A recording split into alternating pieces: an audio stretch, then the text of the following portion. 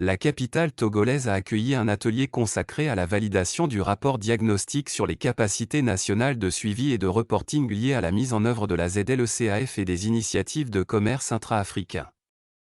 Organisée par la Fondation pour le renforcement des capacités en Afrique, ACBF, dans le cadre du projet Cadastre, la rencontre a rassemblé les principaux acteurs institutionnels, privés et académiques engagés dans le déploiement national de l'accord continental. Ouvert par le secrétaire général du ministère du Commerce, l'atelier a été marqué par la forte participation de ministères sectoriels, d'organisations de développement, d'universitaires et de représentants de la société civile.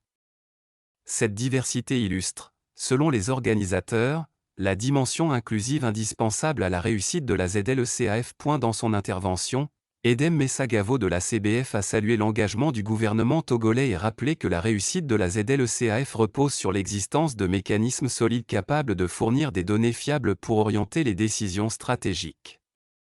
Le diagnostic présenté s'inscrit dans une évaluation conduite simultanément en Éthiopie, en Ouganda, au Rwanda, au Togo et au Zimbabwe, en partenariat avec Clear Afrique francophone. L'étude reconnaît les avancées du Togo, notamment l'adoption d'une stratégie nationale ZLECAF, la création d'un comité technique multi-acteurs et l'organisation de programmes de renforcement des capacités.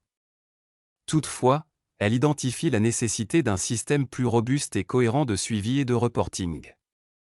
Edoé Dimitri Agbodjan, coordonnateur directeur du CESAG, a souligné l'importance pour le pays de disposer d'indicateurs fiables permettant de mesurer l'impact réel de la ZLECAF sur l'économie et les entreprises. Les échanges ont permis une revue participative du document, dont les recommandations finales serviront de feuille de route pour renforcer durablement les capacités nationales.